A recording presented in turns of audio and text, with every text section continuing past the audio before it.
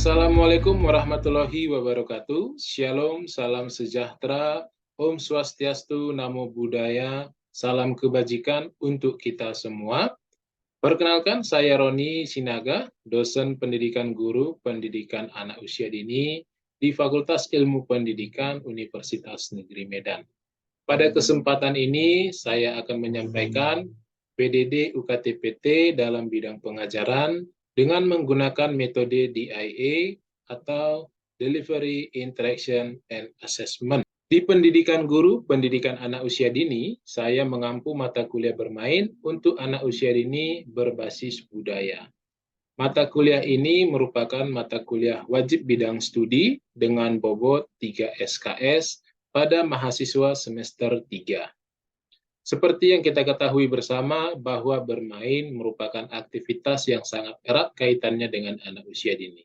Untuk itu, mata kuliah ini berupaya untuk mempersiapkan kemampuan mahasiswa dalam menganalisis berbagai unsur yang berkaitan dengan aktivitas bermain pada anak usia dini, seperti konsep dan manfaat bermain untuk anak usia dini, faktor yang mempengaruhi aktivitas bermain anak usia dini, peran guru dalam aktivitas bermain, bermain sebagai terapi pada masalah perkembangan anak usia dini, dan merancang aktivitas bermain pada anak usia dini. Adapun CPMK dalam mata kuliah ini yang pertama adalah menganalisa konsep bermain, teori bermain, karakteristik dan jenis bermain di dalam dimensi pendidikan anak usia dini.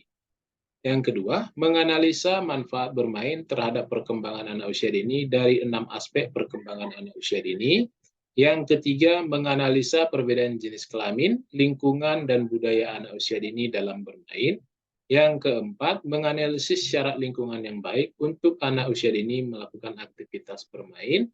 Yang kelima, menganalisis peran guru dalam kegiatan bermain dalam dimensi akademik PAUD. Yang keenam, menganalisa aktivitas bermain sebagai terapi pada anak usia dini. Dan yang ketujuh adalah merancang aktivitas bermain. Untuk itu telah dipersiapkan 7 materi mata kuliah. Yang pertama adalah konsep bermain, yang kedua manfaat bermain, yang ketiga faktor perbedaan yang mempengaruhi bermain, yang keempat lingkungan yang baik dalam bermain, yang kelima peran guru saat bermain dalam dimensi akademik, yang keenam bermain sebagai terapi, dan yang ketujuh adalah rancangan aktivitas bermain. Sistem pembelajaran pada mata kuliah ini menggunakan hybrid learning dengan mengkombinasikan pembelajaran tatap muka dan pembelajaran jarak jauh. Untuk itu, di dalam pembelajaran digunakan aplikasi Zoom, LMS, yaitu SIPDA, yang merupakan Learning Management System yang digunakan atau dikembangkan oleh Universitas Negeri Medan, dan WhatsApp sebagai media komunikasi. Pada pembelajaran diterapkan metode pembelajaran, metode tanya jawab, metode diskusi, theme-based project, case method, dan problem-based learning. Untuk asesmen didasarkan pada 2 unsur penilaian, yaitu adalah tugas dan ujian. Pada bahagian tugas, ada tugas rutin, critical book report, critical journal review, rekayasa ide, mini research, dan project. Dan pada ujian dilaksanakan 2 kali, yaitu pada ujian tengah semester dan ujian akhir semester. Pada tahap pertama, mahasiswa akan melaksanakan tugas rutin, critical book report, critical journal review secara individu. Pada tahap ini, mahasiswa akan fokus pada proses literasi buku dan jurnal untuk disusun dalam bentuk informasi ataupun rangkuman yang berkaitan dengan materi perkuliahan. Pada tahap kedua, mahasiswa akan melaksanakan ujian tengah semester. Di tahap ketiga, mahasiswa akan menyusun rekayasa ide, mini riset, dan melaksanakan proyek. Pada rekayasa ide, kegiatan ini berkaitan dengan proses pembelajaran studi kasus yang dilaksanakan sebelumnya. Dan selanjutnya, gagasan kreatif yang tersusun dari rekayasa ide akan dituangkan dalam bentuk mini riset, dan selanjutnya akan dilaksanakan dalam bentuk proyek. Dan terakhir, mahasiswa akan melaksanakan ujian akhir semester, yaitu berupa kegiatan presentasi atas hasil pelaksanaan proyek dan mini riset sebelumnya. Dalam sistem penilaian, ada 4 unsur atau elemen penilaian yang digunakan. Yang pertama adalah kehadiran dalam perkuliahan dengan bobot persentase 5%, ujian tengah semester 20%, ujian akhir semester 25%, tugas portofolio yang terdiri dari tugas rutin, critical book report, critical journal review, rekayasa ide, mini riset, dan project sebesar 50%. Mahasiswa yang memperoleh nilai 85-100 akan mendapatkan grade A dengan kategori sangat baik, dan mahasiswa yang mendapatkan nilai 75-84 akan mendapatkan grade B dengan kategori baik. Mahasiswa yang memperoleh tentang nilai 65-74 akan memperoleh grade C dengan kategori kurang baik. Mahasiswa yang memperoleh rentang nilai 0-64 akan memperoleh grade E dengan kategori sangat kurang baik. Selanjutnya, saya akan menampilkan pembelajaran tatap muka pada mata kuliah bermain untuk anak usia dini berbasis budaya.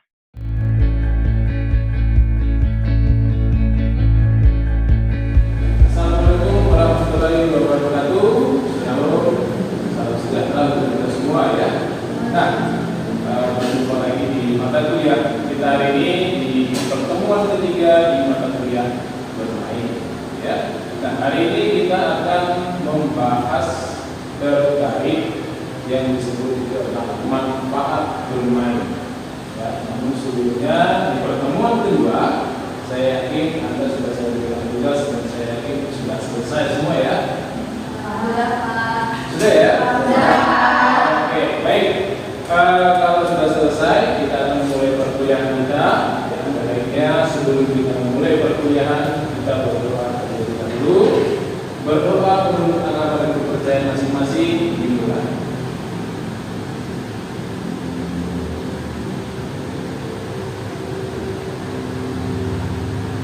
Berdoa selesai. Baik ya. Nah, saya akan tampilkan absensi. Silakan dengarkan nama Anda yang saya panggil ya.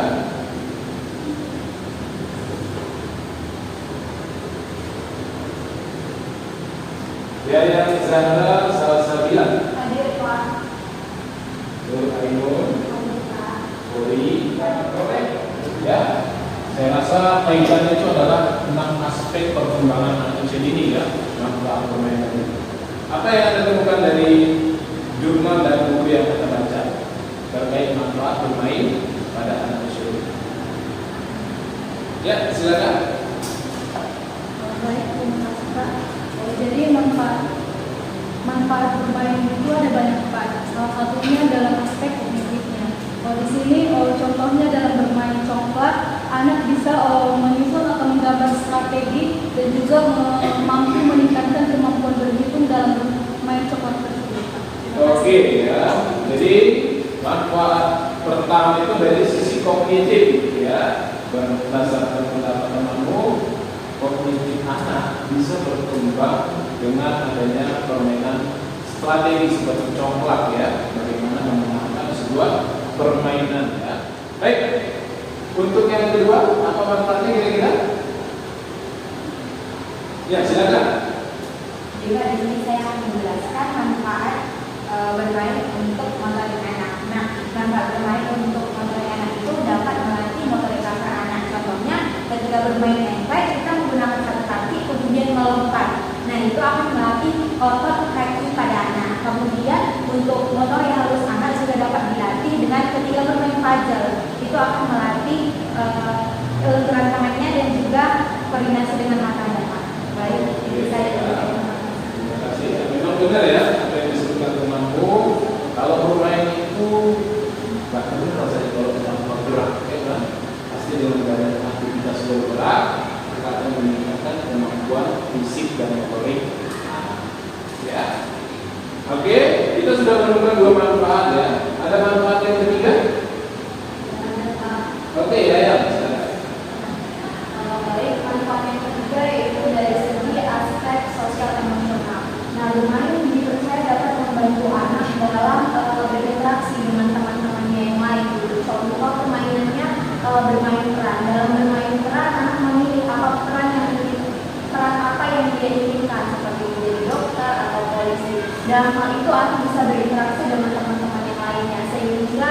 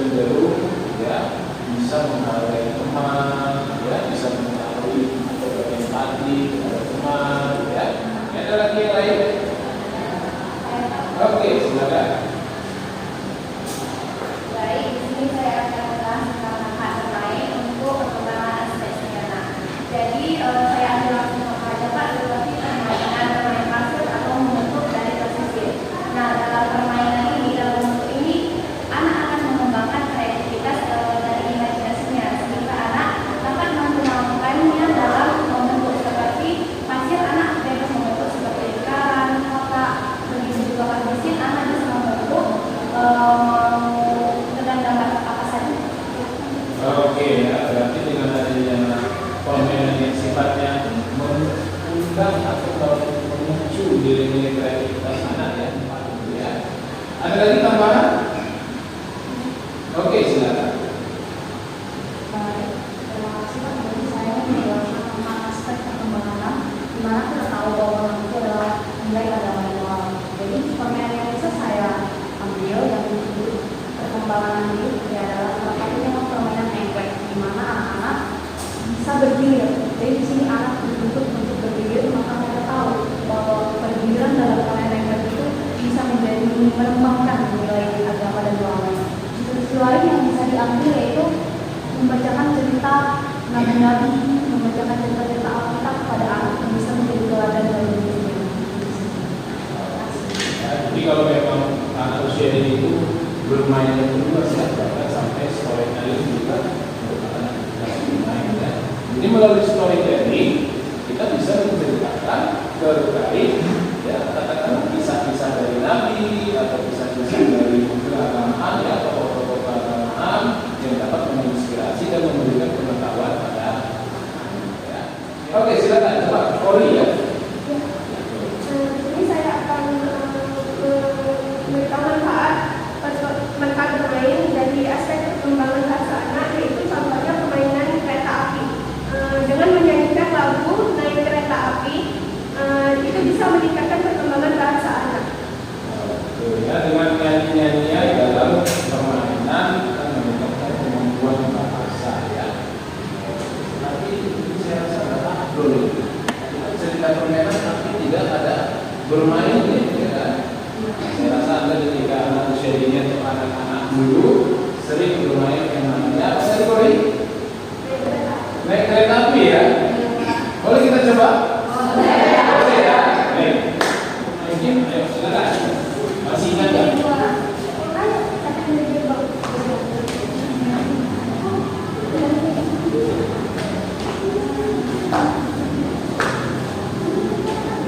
Wah, panjang juga ya kereta apinya ya, geser sedikit.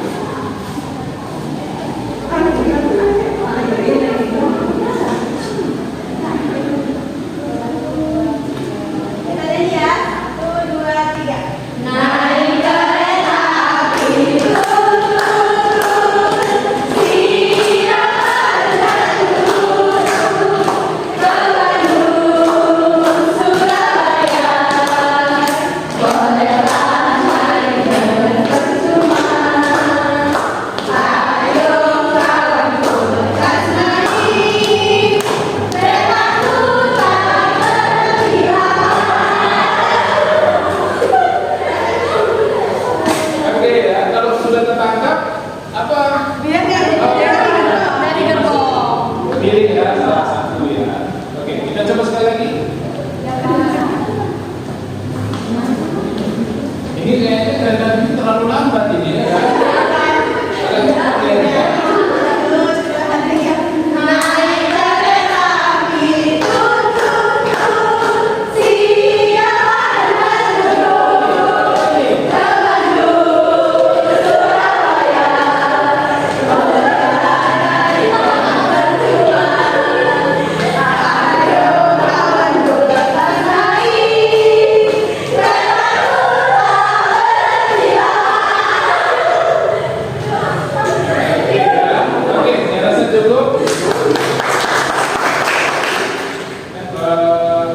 Untuk manfaat yang Anda sampaikan, saya rasa itu semuanya sudah tepat, ya, sudah benar kita sama-sama melalui jurnal dan buku. Ya. Nah, di sini ada hal yang menarik ya, terkait perkembangan dari bermain dan perkembangan zaman hari ini. Ya, jika kita lihat pada gambar, ya, pada anak kelompok anak yang di sebelah kirinya Anda, ya, itu adalah kelompok anak yang cenderung pasif menggunakan gadget ya, pakai tablet, handphone, komputer, laptop, ya, bermedia sosial dan sebagainya. Nah, sedangkan di sebelahnya itu adalah kondisi anak ketika zaman dahulu atau mungkin ya kondisi zaman sekarang yang idealnya seharusnya anak seperti ini aktif bermain berinteraksi dengan lingkungan dan teman-teman sebaya.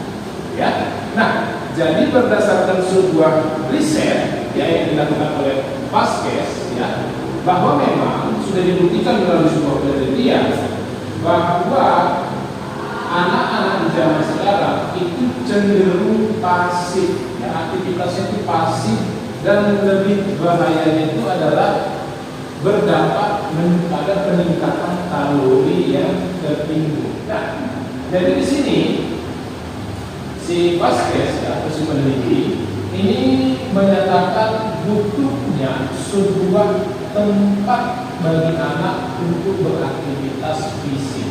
Ya, yang dimana ini dalam sudut pandangnya harusnya lebih menarik daripada gadget, ya kan? Nah, sehingga memang disarankan bahwa tempat tersebut itu mengundang yang namanya nilai-nilai kreativitas. Nah, ya, di sisi lain apa lagi? Meningkatkan rasa ingin tahunya. Kalau sudah ada yang wahana bermain yang baru, bentuk permainan yang baru, maka akan meningkatkan keinginan dari interaksi anak untuk bermain. Ya, nah, jadi ini adalah kasus yang akan kita bahas bersama, ya, terkait kondisi tersebut. Apakah Anda merasakan bahwa dampak dari gadget tadi memang semuanya negatif atau ada positifnya, ya? Atau justru memang kita perlu menghentikan keberadaan gadget pada manusia ini, ya? Atau begitu kita bentuk kelompok, 3 kelompok saja saya rasa cukup, ya. Oke, nanti kalau pertanyaan orang boleh cerita kepada saya, ya.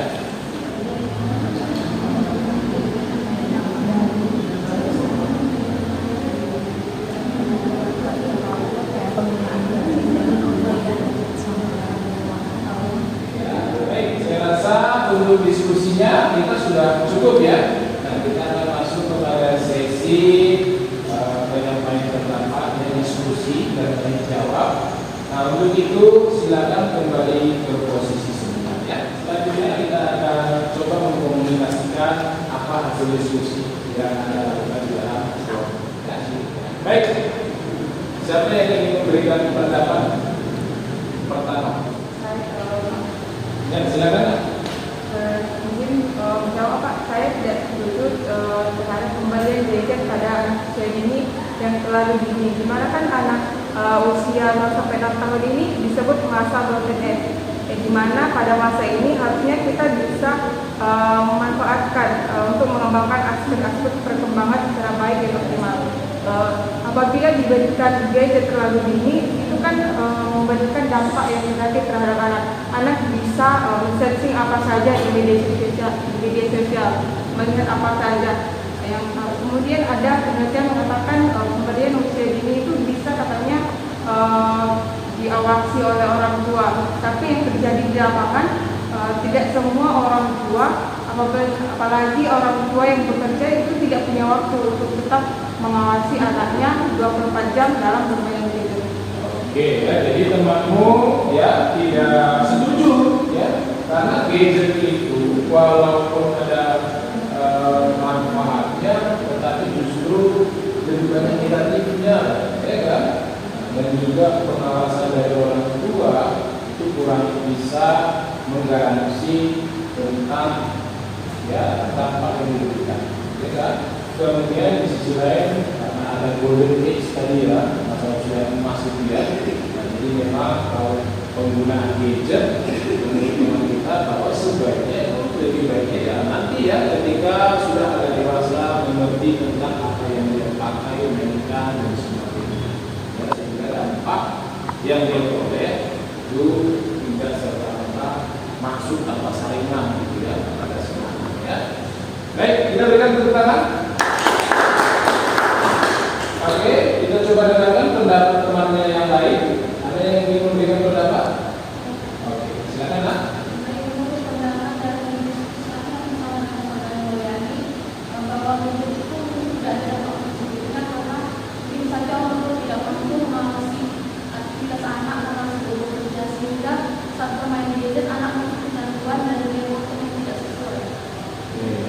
Jadi dua dari teman kita menyatakan tidak setuju ya.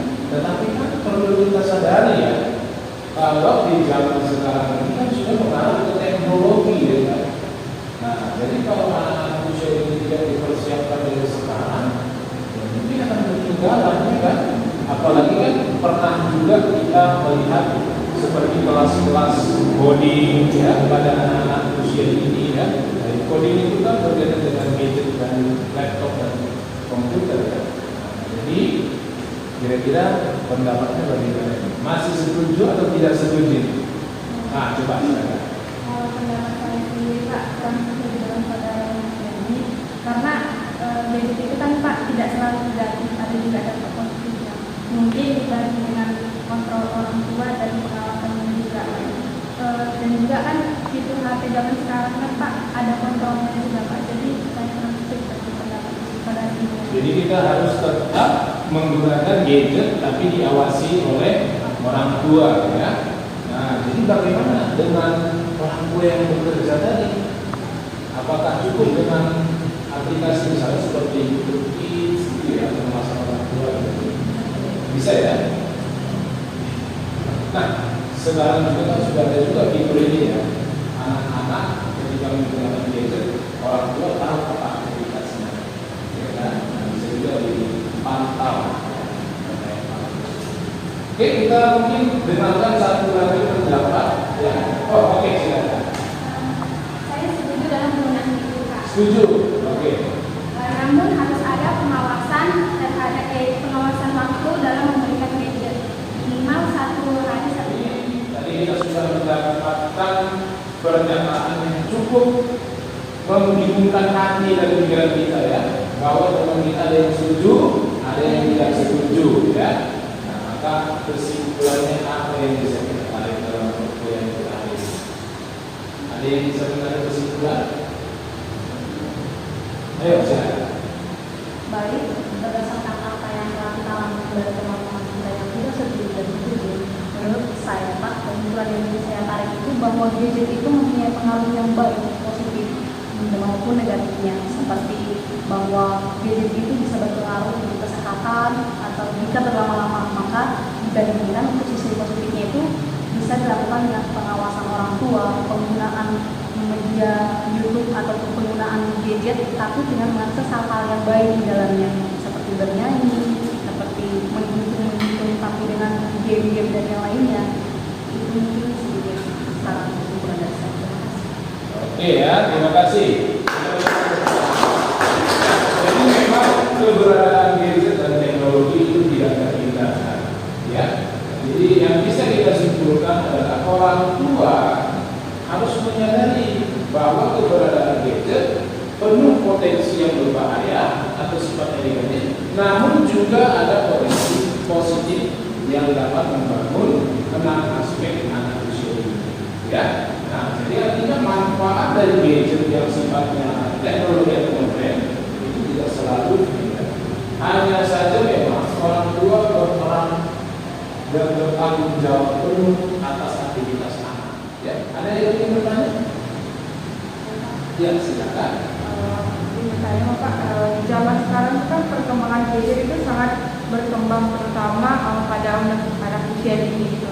Nah, bagaimana cara kita tetap, apalagi permainan tradisional itu kan hampir sudah punah gitu di era perkembangannya gadget. Bagaimana cara kita supaya anak itu tetap meminati permainan tradisional itu di era berkembangnya permainan gadget. Oke, ya. Dan memang salah satu kelemahan perkembangan permainan modern itu adalah kurangnya aktivitas fisik, salah satu kelemahan. Ya, namun kalau dibandingkan dengan yang tradisional ya, namun kalau yang permainan tradisional ini kan kaitannya bukan hanya kepada permainan, ya, bahwa permainan tradisional itu kan merupakan hasil budaya kita Indonesia, ya, budaya dan kultur kita.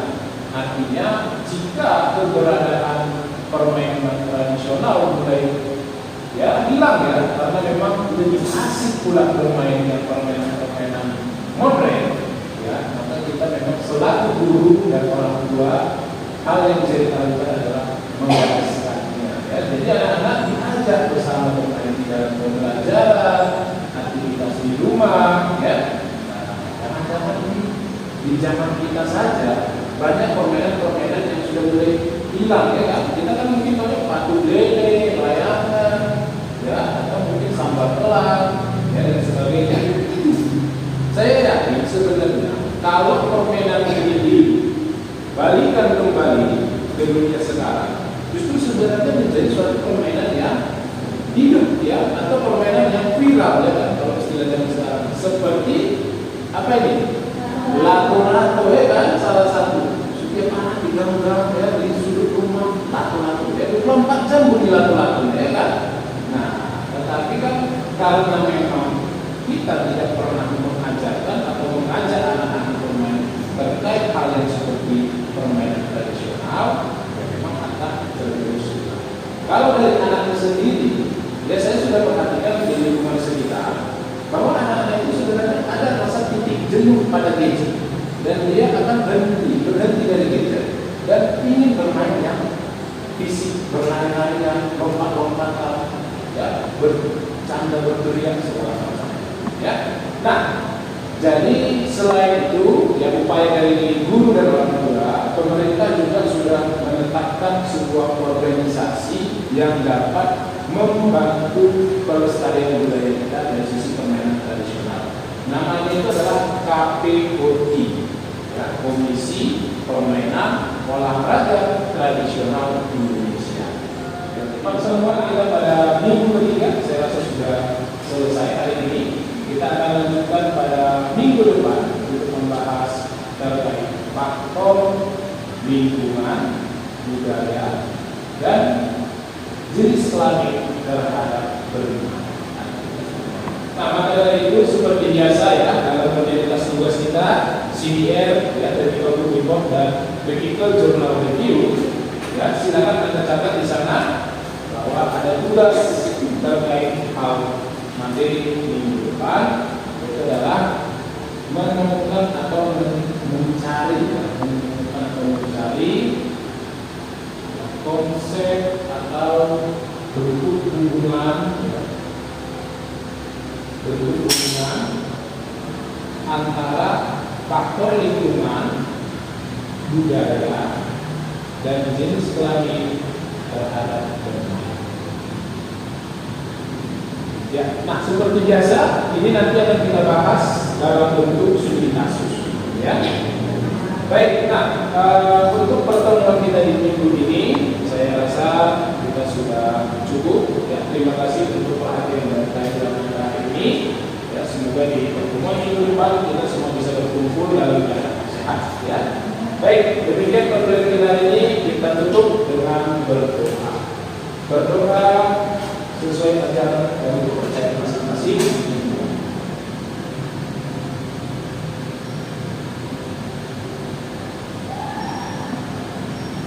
Berdoa selesai. Baik, sampai jumpa di minggu depan.